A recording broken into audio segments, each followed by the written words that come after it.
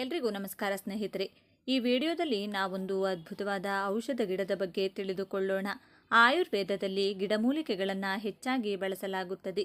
ಎಲ್ಲ ಗಿಡಮೂಲಿಕೆಗಳು ಸಹ ಒಂದಿಲ್ಲ ಒಂದು ಪ್ರಯೋಜನವನ್ನು ಹೊಂದಿರುತ್ತವೆ. ಅಂತಹ ಎಲೆಗಳಲ್ಲಿಯೇ ಒಂದು ಈ ದೊಡ್ಡಪತ್ರೆ ಎಲೆ. ಈ ಎಲೆಗಳು ವಾತ ಪಿತ್ತದಲ್ಲಿ ಪರಿಹಾರ ನೀಡುವುದಲ್ಲದೆ ಕೆಮ್ಮು ಮತ್ತು ಶೀತ, ಶ್ವಾಸಕೋಶ, ಮೂತ್ರದ ಸಮಸ್ಯೆ, ಅಲರ್ಜಿ, ತೂಕ ಹೆಚ್ಚಳದಿಂದಲೂ ಪರಿಹಾರ ನೀಡುತ್ತವೆ ಎಂದು ಹೇಳಲಾಗುತ್ತದೆ. ದೊಡ್ಡಪತ್ರೆ ಎಲೆಗಳಲ್ಲಿರುವ ಅದ್ಭುತ ಪ್ರಯೋಜನಗಳ ಬಗ್ಗೆ ತಿಳಿಯೋಣ. ಈ ಗಿಡವನ್ನೇನಾದರೂ ನೀವು ಮನೆಯಲ್ಲಿ ಬೆಳೆಸಿ ಈ ರೀತಿ ಮಾಡಿದರೆ ಎಂಥ ಭಯಾನಕ ವೈರಸ್ ಆದರೂ ಕೂಡ ನಿಮ್ಮ ಮನೆಯೊಳಗೆ ಅಥವಾ ಮೈಯೊಳಗೆ ಬರುವುದಕ್ಕೆ ಆಗುವುದೇ ಇಲ್ಲ. ಈಗ ನೀವು ನೋಡುತ್ತಿರುವಂಥ ಈ ಗಿಡವನ್ನು ದೊಡ್ಡಪತ್ರೆ ಅಥವಾ ಅಜ್ವೈನ್ ಗಿಡ ಅಥವಾ ಕರ್ಪೂರವಲ್ಲಿ ಎಂಬ ಹೆಸರುಗಳಿಂದ ಕರೆಯುತ್ತಾರೆ. ಈ ಗಿಡ ತುಂಬ ಜನರ ಮನೆಯಲ್ಲಿ ಇದ್ದೇ ಇರುತ್ತದೆ. ಈ ಎಲೆಯನ್ನು ಶೀತ ಬಂದಾಗ ಬಳಸುತ್ತಾರೆ ಅಂತ ಎಲ್ಲರಿಗೂ ಕೂಡ ಗೊತ್ತು. ಆದರೆ ಇದರಿಂದ ಇನ್ನೂ ಹೆಚ್ಚು ಪ್ರಯೋಜನಗಳಿದೆ. ಆ ಪ್ರಯೋಜನಗಳ ಬಗ್ಗೆ ಮಾತ್ರ ತುಂಬ ಜನರಿಗೆ ಗೊತ್ತಿಲ್ಲ.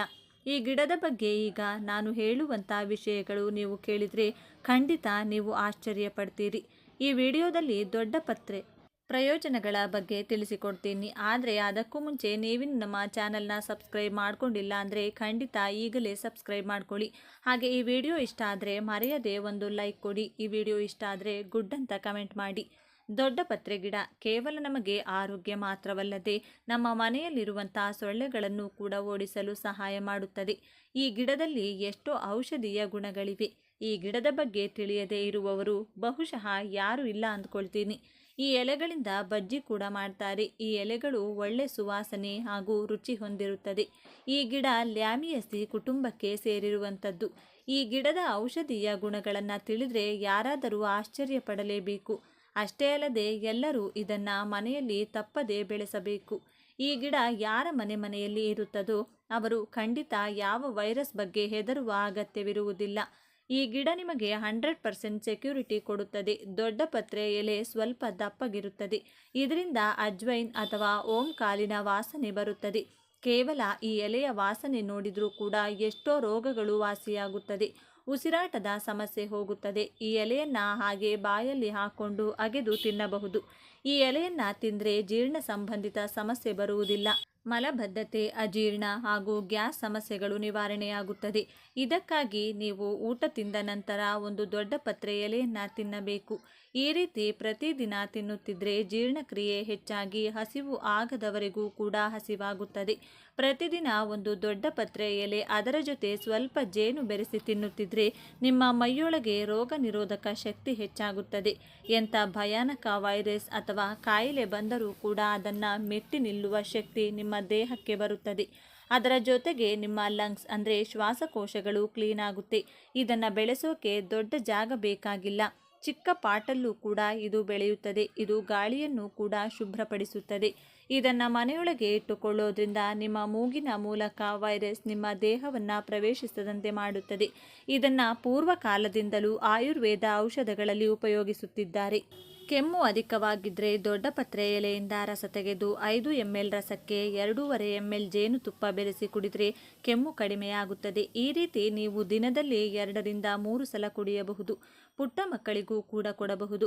ಸಾಧಾರಣ ತಲೆನೋವು ಅಥವಾ ಮೈಗ್ರೇನ್ ತಲೆನೋವಿದ್ರೆ ದೊಡ್ಡಪತ್ರೆ ಎಲೆಯ ರಸವನ್ನು ಹಣೆಯ ಮೇಲೆ ಹಚ್ಚುವುದರಿಂದ ಕೂಡಲೇ ತಲೆನೋವು ಹೊರಟು ಹೋಗುತ್ತದೆ. ಕಾಂಬೋಡಿಯಾ ದೇಶದಲ್ಲಿ ಈ ಎಲೆಯ ರಸವನ್ನು ಪುಟ್ಟ ಮಕ್ಕಳ ತುಟಿಯ ಮೇಲೆ ಹಚ್ಚುತ್ತಾರೆ. ಈ ರೀತಿ ಹಚ್ಚುವುದರಿಂದ ಅವರಿಗೆ ಮೂಗು ಮತ್ತು ಬಾಯೊಳಗಿಂದ ವೈರಸ್ ಒಳಗಡೆ ಹೋಗುವುದಿಲ್ಲ. ಜೊತೆಗೆ ಶೀತ ಹಾಗೂ ಕೆಮ್ಮು ಕೂಡ ಬರುವುದಿಲ್ಲ. ಮಕ್ಕಳಿಗೆ ಎಲ್ಲಿಲ್ಲದ ವೈರಸ್ಸನ್ನು ಅತಿ ಬೇಗನೆ ನಮ್ಮ ಮೈಯೊಳಗೆ ತಂದುಕೊಳ್ಳುತ್ತಾರೆ. ಇವರಲ್ಲಿ ಇಮ್ಯುನಿಟಿ ಪವರ್ ಕಡಿಮೆ ಇರುವುದರಿಂದಾಗಿ ಆಗಾಗ ಶೀತ, ಕೆಮ್ಮು, ಜ್ವರ ಬರುತ್ತಲೇ ಇರುತ್ತದೆ. ಈ ರೀತಿ ದೊಡ್ಡಪತ್ರೆ ಎಲೆಯ ರಸವನ್ನು ಲೈಟಾಗಿ ತುಟಿ ಮೇಲೆ ಹಚ್ಚುವುದರಿಂದ ಈ ಎಲ್ಲ ಸಮಸ್ಯೆಗಳನ್ನು ಕೂಡ ತಡೆಗಟ್ಟಬಹುದು. ಈ ರಸವನ್ನು ಮಕ್ಕಳು ಮಾತ್ರವಲ್ಲದೆ ದೊಡ್ಡವರು ಕೂಡ ಹಚ್ಚಿಕೊಳ್ಳಬಹುದು. ಈ ಎಲೆಯ ರಸ ಸ್ವಲ್ಪ ಘಾಟಾಗಿರುತ್ತದೆ. ಇದನ್ನು ಡೈರೆಕ್ಟಾಗಿ ಕುಡಿಯೋಕೆ ಆಗದವರು ಇದರಿಂದ ಟೀ ತಯಾರಿಸಿ ಕೂಡ ಕುಡಿಯಬಹುದು. ಶೀತ, ಕೆಮ್ಮು ಇರುವವರಿಗೆ ಏನಾದರೂ ಬಿಸಿ ಬಿಸಿಯಾಗಿ ಕುಡಿದರೆ ಚೆನ್ನಾಗಿ ಅನಿಸುತ್ತದೆ. ಆ ರೀತಿ ನಾವು ಕುಡಿಯುವುದು ಆರೋಗ್ಯವಾಗಿದ್ದರೆ ನಾವು ಒಳ್ಳೆಯದಲ್ವಾ? ಹಾಗಾಗಿ 1 ಲೋಟ ನೀರಿಗೆ 5 ದೊಡ್ಡ ಪತ್ರೆ ಎಲೆಗಳನ್ನು ಹಾಕಿ 5 ನಿಮಿಷ ಕುದಿಸಿಟ್ಟುಕೊಂಡು ಆ ನೀರು ಕುದಿಯುವ ಹದಕ್ಕೆ ಬಂದ ನಂತರ ಅರ್ಧ ಅಥವಾ 1 ಚಮಚ ಜೇನುತುಪ್ಪ ಬೆರೆಸಿ ಕುಡಿಯುವುದರಿಂದ ಕೂಡ ಶೀತ ಕೆಮ್ಮು ಹೊರಟು ಹೋಗುತ್ತದೆ. ಅದೊಂದೇ ಅಲ್ಲದೆ ಮಲಬದ್ಧತೆ ಸಮಸ್ಯೆ, ಅಜೀರ್ಣ ಸಮಸ್ಯೆ ಕೂಡ ನಿವಾರಣೆಯಾಗುತ್ತದೆ. ಕೆಲವರಿಗೆ ಸರಿಯಾಗಿ ಬಾತ್ರೂಮ್ ಬರುವುದಿಲ್ಲ. ಅಂಥವರು ಬೆಳಿಗ್ಗೆ ಎದ್ದ ತಕ್ಷಣ ಹಾಗೂ ರಾತ್ರಿ ಮಲಗುವ ಮುಂಚೆ 1 ಲೋಟ ದೊಡ್ಡ ಪತ್ರೆ ಟೀ ತಯಾರಿಸಿ ಕುಡಿಯುವುದರಿಂದ ನಿಮ್ಮ ಹೊಟ್ಟೆ ಪೂರ್ತಿಯಾಗಿ ಕ್ಲೀನ್ ಆಗುತ್ತದೆ. ಇತ್ತೀಚೆಗೆ 30 ವರ್ಷ ದಾಟಿದ ಪ್ರತಿಯೊಬ್ಬರೂ ಕೂಡ ಸೊಂಟ ಹಾಗೂ ಮಂಡಿ ನೋವು ಬರುತ್ತಿದೆ. ತುಂಬ ಹೊತ್ತು ಕೂರಲಾಗುವುದಿಲ್ಲ. ಹಾಗೆ ಕೂತ ನಂತರ ಮೇಲೆ ಏಳಲು ಕಷ್ಟಪಡುತ್ತಾರೆ. ತುಂಬ ಹೊತ್ತು ನಿಲ್ಲೋಕೆ ಆಗಲ್ಲ, ನಡೆಯೋಕೆ ಆಗಲ್ಲ. ಅಂಥವರು ಪ್ರತಿದಿನ ಈ ಎಲೆಗಳನ್ನು ತಿನ್ನುವುದು ಅಥವಾ ಪ್ರತಿದಿನ ಈ ಎಲೆಯ 30 ml ರಸ ಕುಡಿಯುವುದು ಅಥವಾ ಈ ರಸದಿಂದ ಮಂಡಿ ಹಾಗೂ ಬೆನ್ನು, ಇನ್ನು ನಿಮಗೆ ಎಲ್ಲೆಲ್ಲಿ ನೋವಿದ್ದರೆ ಅಲ್ಲೆಲ್ಲ ಕೂಡ ಮಸಾಜ್ ಮಾಡುತ್ತಾ ಬಂದರೆ ಪರ್ಮನೆಂಟ್ ಆಗಿ ಮಂಡಿ ನೋವು, ಬೆನ್ನು ನೋವು, ಇನ್ನು ಇತರೆ ನೋವುಗಳು ಕೂಡ ವಾಸಿಯಾಗುತ್ತದೆ. ಹಲ್ಲು ನೋವು ಅಥವಾ ಬಾಯಿ ಹುಣ್ಣಾಗಿದ್ದರೆ ಈ ಎಲೆಯನ್ನು ನೀರಲ್ಲಿ ಹಾಕಿ ಕುದಿಸಿ ಆ ನೀರು ಉಗುರು ಬೆಚ್ಚಗಾದ ಮೇಲೆ ಅದರಿಂದ ಬಾಯಿ ಕುಪ್ಪಳಿಸುತ್ತಾ ಇದ್ದರೆ ಬಾಯಿ ಸಮಸ್ಯೆಗಳೆಲ್ಲವೂ ಕೂಡ ಹೊರಟು ಹೋಗುತ್ತದೆ. ಜ್ವರ ಕಡಿಮೆಯಾಗಬೇಕು ಅಂದರೆ ಈ ಎಲೆಯ ರಸವನ್ನು 2 ಚಮಚ ಕುಡಿದರೆ ಸರಿ ಹೋಗುತ್ತೆ. ಮೈಮೇಲೆ ಎಲ್ಲಾದರೂ ಉರಿ ಅಥವಾ ನವೆ ಇದ್ದರೆ ಈ ಎಲೆಯ ರಸವನ್ನು ತೆಳುವಾಗಿ ಆ ಜಾಗದಲ್ಲಿ ಹಚ್ಚಿ ಲೈಟಾಗಿ ಮಸಾಜ್ ಕೊಟ್ಟರೆ ಉರಿ ಅಥವಾ ನವೆಗೆ ಕಾರಣವಾದ ಬ್ಯಾಕ್ಟೀರಿಯಾಗಳನ್ನು ಇದು ಕೊಂದು ಉರಿ ಹಾಗೂ ನವೆಯನ್ನು ಹೋಗಲಾಡಿಸುತ್ತದೆ. ಈ ಎಲೆಗಳನ್ನು ನೀರಿನಲ್ಲಿ ಹಾಕಿ ಕುದಿಸಿ ಆವಿಯನ್ನು ಎಳೆದುಕೊಂಡ್ರೆ ಅಸ್ತಮ ಕಂಟ್ರೋಲ್ಗೆ ಬರುತ್ತದೆ. ಶೀತ ಬಂದಾಗಲೂ ಕೂಡ ಈ ರೀತಿ ಇದರ ಆವಿಯನ್ನು ಎಳೆದುಕೊಂಡ್ರೆ ಬೇಗ ಸರಿ ಹೋಗುತ್ತದೆ. ಎದೆಯಲ್ಲಿ ಉರಿ ಅಥವಾ ಹುಳಿ ಅನಿಸುವುದು, ಹೊಟ್ಟೆ ಸರಿಯಿಲ್ಲ ಅನಿಸುವುದು ಅಥವಾ ವಾಂತಿ ಬರುವ ಥರ ಇದೆ ಅನಿಸಿದರೆ ಈ ಎಲೆಗಳು ಸ್ವಲ್ಪ ಮೆಣಸಿನಕಾಯಿ ಹಾಗೂ ಹಸಿ ತೆಂಗಿನಕಾಯಿ ಬಳಸಿ ಚಟ್ನಿ ಮಾಡಿ ಅದನ್ನು ಹಾಗೆ ತಿನ್ನುವುದು ಅಥವಾ ಅನ್ನದಲ್ಲಿ ಕಲಿಸಿಕೊಂಡು ತಿಂದರೆ ರುಚಿಗೆ ರುಚಿ ಮತ್ತು ನಿಮ್ಮ ಸಮಸ್ಯೆ ಕೂಡ ಮಾಯವಾಗುತ್ತದೆ. ಕೆಲವರಿಗೆ ಮುಖದ ಮೇಲೆ ತುಂಬಾ ಗುಳ್ಳೆಗಳಿರುತ್ತೆ. ಅದಕ್ಕಾಗಿ ಎಷ್ಟೆಷ್ಟೋ ಕ್ರೀಮ್ಗಳನ್ನು ಉಪಯೋಗಿಸುತ್ತಾರೆ. ಏನು ಮಾಡಿದರೂ ಕೂಡ ಅದು ಹೋಗಲ್ಲ. ಹೋದರೂ ಕೂಡ ಆ ಕ್ರೀಮ್ ಬಳಸುವುದು ನಿಲ್ಲಿಸಿದ ತಕ್ಷಣ ಮತ್ತೆ ಬಂದು ಬಿಡುತ್ತದೆ. ಯಾಕಂದರೆ ಯಾವ ಕ್ರೀಮ್ ಆದರೂ ಬ್ಯಾಕ್ಟೀರಿಯಾಗಳನ್ನು ಮೇಲಿಂದ ಕೊಲ್ಲುತ್ತದೆ ಹೊರತು ಆಳದವರೆಗೂ ಹೋಗಿ ಕೊಲ್ಲುವುದಿಲ್ಲ. ಈ ಎಲೆಯ ರಸವನ್ನು ಮುಖದ ಮೇಲೆ ಮಸಾಜ್ ಮಾಡುತ್ತಿದ್ದರೆ ಗುಳ್ಳೆಗಳನ್ನು ತಯಾರಿಸುವಂಥ ಬ್ಯಾಕ್ಟೀರಿಯಾಗಳನ್ನು ಮತ್ತೆ ಹುಟ್ಟದ ಹಾಗೆ ಇದು ನಾಶ ಮಾಡುತ್ತದೆ. ಇದರಿಂದ ನಿಮ್ಮ ಮುಖ ಮಗುವಿನ ಮುಖದ ಥರ ಸಾಫ್ಟ್ ಆಗಿ ತಯಾರಾಗುತ್ತದೆ. ಪ್ರತಿದಿನ ಈ ಎಲೆಗಳನ್ನು ತಿನ್ನುವುದು ಅಥವಾ ರಸ ಕುಡಿಯುವುದನ್ನು ಮಾಡುತ್ತಿದ್ದರೆ ಕಿಡ್ನಿಯಲ್ಲಿರುವಂಥ ಕಲ್ಲುಗಳು ಕೂಡ ಕರಗುತ್ತದೆ. ಹಾಗೆ ಕಿಡ್ನಿ ಕ್ಲೀನ್ ಆಗುತ್ತದೆ. ಸೊಳ್ಳೆಗಳನ್ನು ಕೊಲ್ಲುವುದಕ್ಕೆ ನಾವು ಕಾಯಿಲ್ಗಳನ್ನು ಅಥವಾ ಓಡೋಮಾಸ್ ಮುಂತಾದವುಗಳನ್ನು ಉಪಯೋಗಿಸುತ್ತೀವಿ. ಕೆಮಿಕಲ್ ಇಲ್ಲ ಅಂತ ಅವರು ಎಷ್ಟೇ ಹೇಳಿದರೂ ಕೂಡ ಅದರಲ್ಲಿ ಕೆಮಿಕಲ್ ಇದೆ ಅನ್ನೋ ವಿಷಯ ನಮಗೆ ಗೊತ್ತು. ಸೊಳ್ಳೆಗಳು ಚಿಕ್ಕ ಕೀಟಗಳಾಗಿದ್ದರಿಂದ ಅದು ಬೇಗನೆ ಸಾಯುತ್ತೆ. ಆದರೆ ನಮಗೂ ಕೂಡ ಸ್ವಲ್ಪವಾದರೂ ಅದು ಹಾನಿ ಮಾಡುತ್ತೆ. ಅದು ನಮಗೆ ಗೊತ್ತಾಗಲ್ಲ ಅಷ್ಟೇ. ಹಾಗಾಗಿ ಸೊಳ್ಳೆಗಳನ್ನು ಓಡಿಸೋಕೆ ನಮಗೂ ಕೂಡ ಹಾನಿಯಾಗದೇ ಇರೋಕೆ ಆಗಲ್ಲ. ಅದಕ್ಕೆ ಮಲಗುವ ಮುಂಚೆ ಸ್ವಲ್ಪ ದೊಡ್ಡ ಪತ್ರೆ ಎಲೆಗಳನ್ನು ತೆಗೆದುಕೊಂಡು ಕ್ರಷ್ ಮಾಡಿ ನಿಮ್ಮ ಮಂಚದ ಕೆಳಗೆ ಅಥವಾ ಪಕ್ಕದಲ್ಲಿ ಒಂದು ಟೇಬಲ್ ಮೇಲೆ ಇಟ್ಟು ನಿದ್ದೆ ಮಾಡಿದರೆ ಆ ವಾಸನೆಗೆ ನಿಮ್ಮ ರೂಮ್ನಲ್ಲಿರುವಂಥ ಸೊಳ್ಳೆಗಳೆಲ್ಲ ಕೂಡ ಓಡಿ ಹೋಗುತ್ತೆ. ನೀವು ಬೇಕಿದ್ರೆ ಇದರ ರಸವನ್ನು ಕೂಡ ಹಚ್ಕೊಂಡು ಮಲಗಬಹುದು. ಮಕ್ಕಳಿಗೂ ಕೂಡ ಹಚ್ಚಬಹುದು. ಯಾವುದೇ ಹಾನಿ ಅಲರ್ಜಿ ಆಗಲ್ಲ. ಚೇಳು, ಜೇನು ಅಥವಾ ಯಾವುದಾದ್ರೂ ಹುಳ ಕಚ್ಚಿ ಉರಿ ನೋವು ಆಗುತ್ತಿದ್ರೆ ಈ ಎಲೆಯ ರಸವನ್ನು ಆ ಜಾಗದಲ್ಲಿ ಹಚ್ಚೋದ್ರಿಂದ ಉರಿ ಹಾಗೂ ನೋವು ಹೊರಟು ಹೋಗುತ್ತೆ. ಇದೊಂದೇ ಅಲ್ಲದೆ ಹಾವು ಕಚ್ಚಿದರೂ ಕೂಡ ಇದನ್ನು ಔಷಧದಂತೆ ಉಪಯೋಗಿಸಬಹುದು. ಒಂದು ವೇಳೆ ಹಾವು ಕಚ್ಚಿದರೆ ಕೈಯಲ್ಲಿ ಕೆಲವು ಎಲೆಗಳನ್ನು ಇಚುಕಿ ಹಾವು ಕಚ್ಚಿದ ಜಾಗದಲ್ಲಿ ಇಟ್ಟು ಬಟ್ಟೆ ಕಟ್ಟಿದರೆ ವಿಷ ದೇಹವೆಲ್ಲ ಹರಡದಂತೆ ಅದೇ ಜಾಗದಲ್ಲಿರುತ್ತದೆ. ಆಗ ನೀವು ಆಸ್ಪತ್ರೆಗೆ ಹೋದರೆ ಸ್ವಲ್ಪ ಲೇಟ್ ಆದರೂ ಕೂಡ ಪ್ರಾಣಕ್ಕೆ ಅಪಾಯ ಬರುವುದಿಲ್ಲ. ಇದರಲ್ಲಿ ವಿಟಮಿನ್ ಎ ಇರುವುದರಿಂದ ಕಣ್ಣಿನ ಸಮಸ್ಯೆಯನ್ನು ಕೂಡ ಇದು ಬಗೆಹರಿಸುತ್ತದೆ. ಇದನ್ನು ಪ್ರತಿದಿನ ತಿನ್ನೋದ್ರಿಂದ ಕಣ್ಣಿನ ಸಮಸ್ಯೆ ಬರುವುದಿಲ್ಲ. ಕಣ್ಣು ಭಾರ ಅಥವಾ ಉರಿ ಅನಿಸುತ್ತಿದ್ದರೆ ಈ ಎಲೆಯನ್ನು 5 ನಿಮಿಷ ಫ್ರೀಜರ್ ಒಳಗಿಟ್ಟು ಅದನ್ನು ಕಣ್ಣಿನ ಮೇಲೆ ಇಟ್ಕೊಂಡು ಒಂದು ಒದ್ದೆ ಬಟ್ಟೆಯನ್ನು ಕಣ್ಣಿಗೆ ಸುತ್ತಿ 15 ನಿಮಿಷ ರೆಸ್ಟ್ ತೆಗೆದುಕೊಂಡ್ರೆ ಕಣ್ಣು ಭಾರ ಅಥವಾ ಉರಿ ಹೊರಟು ಹೋಗುತ್ತದೆ. ಕಣ್ಣಿಗೂ ಕೂಡ ಆರಾಮವಾಗಿರುತ್ತದೆ. ನಿಮ್ಮ ಹೊಟ್ಟೆಯೊಳಗೆ ಏನೇ ಸಮಸ್ಯೆ ಇದ್ದರೂ ಈ ಎಲೆಯ ರಸವನ್ನು 5 ml ಕುಡಿದ್ರೆ ಸರಿ ಹೋಗುತ್ತದೆ. ಡ್ಯಾಂಡ್ರಫ್ ಜಾಸ್ತಿ ಇದ್ದರೆ ಡ್ಯಾಂಡ್ರಫ್ ಶಾಂಪೂನೇ ಬಳಸಬೇಕು ಅಂತೇನಿಲ್ಲ. ಈ ಎಲೆಯ ರಸದಿಂದ 5 ನಿಮಿಷ ಕೂದಲಿಗೆ ಮಸಾಜ್ ಕೊಟ್ಟು 15 ನಿಮಿಷ ಹಾಗೆ ಬಿಟ್ಟು ಸ್ನಾನ ಮಾಡಿದರೂ ಕೂಡ ಪರ್ಮನೆಂಟ್ ಆಗಿ ಡ್ಯಾಂಡ್ರಫ್ ಬರದೇ ಇರುತ್ತದೆ. ಶೀತ ಜಾಸ್ತಿಯಾಗಿ ಮೂಗಿಂದ ಉಸಿರಾಡಲು ಆಗುತ್ತಿಲ್ಲ ಅಂದರೆ ಈ ಎಲೆಯನ್ನು ಇಚುಕಿ ಆ ವಾಸನೆಯನ್ನು ಮೂಗಿನಿಂದ ಎಳೆದುಕೊಂಡ್ರೆ ಮೂಗಿನ ಬ್ಲ್ಯಾಕ್ ಸರಿ ಹೋಗುತ್ತೆ. ನೋಡಿದ್ರಲ್ಲ ಸ್ನೇಹಿತರೆ, ಒಂದು ಪುಟ್ಟ ಗಿಡ ನಿಮ್ಮ ಆರೋಗ್ಯವನ್ನು ಎಷ್ಟೊಂದು ಒಳ್ಳೆಯದು ಮಾಡುತ್ತೆ ಅಂತ. ಹಾಗಾಗಿ ಶೋ ಗಿಡಗಳನ್ನು ಮನೆಯಲ್ಲಿ ಬೆಳೆಸುವುದನ್ನು ಬಿಟ್ಟು ಇಂಥ ಆರೋಗ್ಯ ಕೊಡುವಂಥ ಗಿಡಗಳನ್ನು ಮನೆಯಲ್ಲಿ ಹೆಚ್ಚಾಗಿ ಬೆಳೆಸಿಕೊಳ್ಳಿ. ಈ ವಿಡಿಯೋ ನಿಮಗೆ ಇಷ್ಟ ಆದರೆ ಲೈಕ್ ಮಾಡಿ, ಶೇರ್ ಮಾಡಿ. ಇಂಥ ಹೆಚ್ಚಿನ ಉತ್ತಮ ಮಾಹಿತಿಗಳಿಗಾಗಿ ತಪ್ಪದೆ ನಮ್ಮ ಚಾನಲ್ನ ಸಬ್ಸ್ಕ್ರೈಬ್ ಮಾಡಿಕೊಳ್ಳಿ.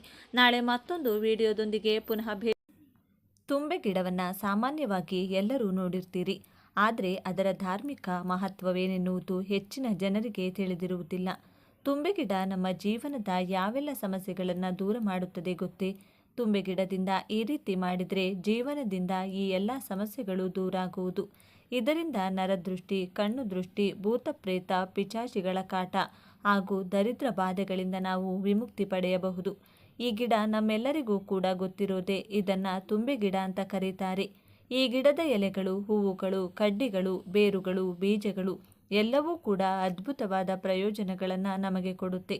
ಈ ಗಿಡವನ್ನು ಎಲ್ಲಿ ಬೇಕಾದರೂ ಬೆಳೆಸಬಹುದು. ಮಳೆಗಾಲದಂತೂ ಈ ಗಿಡ ನಮಗೆ ಎಲ್ಲೆಂದರಲ್ಲಿ ಕಾಣಸಿಗುತ್ತದೆ. ಈ ಗಿಡವನ್ನು ದ್ರೋಣ ಪುಷ್ಟಿ ಅಂತಲೂ ಕರೆಯುತ್ತಾರೆ.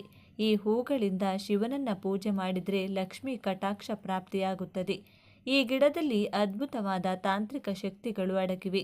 ಈ ಗಿಡದ ಬಗ್ಗೆ ಪೂರ್ತಿಯಾಗಿ ತಿಳಿದುಕೊಂಡು ಇದನ್ನು ನಾವು ಬಳಸಿಕೊಂಡ್ರೆ ಆಯುರ್ವೇದ ಪರವಾಗಿ ಮಾತ್ರವಲ್ಲದೆ ತಾಂತ್ರಿಕ ಪರವಾಗಿಯೂ ನಮಗೆ ಎಷ್ಟೋ ಉಪಯೋಗವಿರುತ್ತದೆ.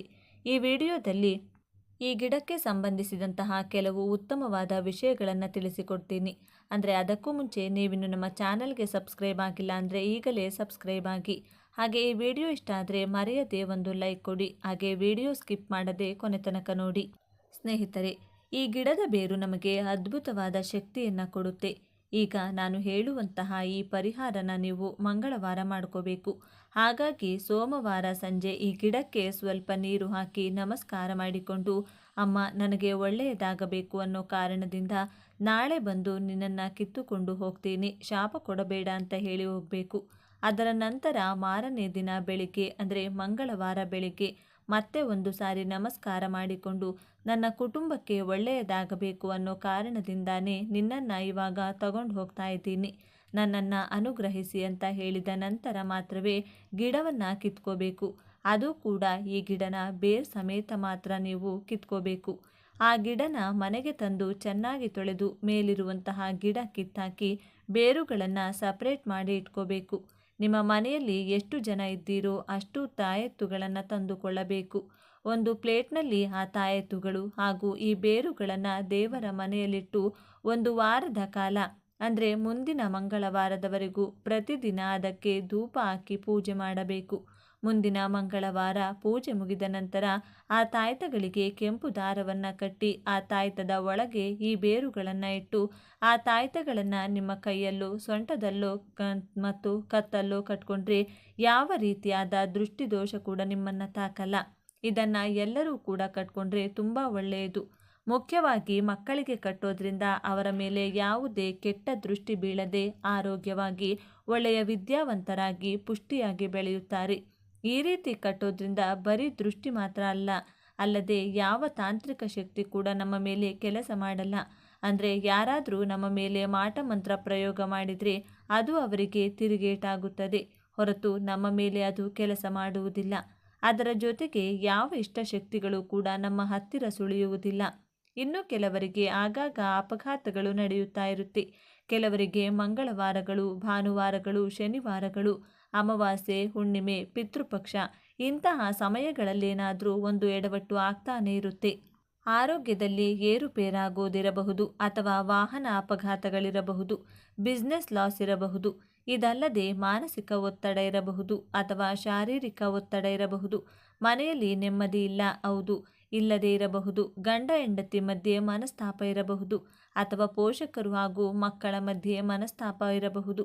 ಇಂತಹ ಯಾವುದೇ ಸಮಸ್ಯೆ ಇದ್ರೂ ನಾನು ಈಗಾಗಲೇ ಹೇಳಿದ್ದ ಪ್ರಕಾರ ಮಂಗಳವಾರ ಈ ಗಿಡವನ್ನು ಬೇರಿನ ಸಮೇತ ಕಿತ್ತು ತಂದು ಗಿಡ ಹಾಗೂ ಬೇರನ್ನು ವಿಂಗಡಿಸಿ ಆ ಬೇರನ್ನು 108 ಚೂರುಗಳಾಗಿ ಕತ್ತರಿಸಿಕೊಳ್ಳಬೇಕು.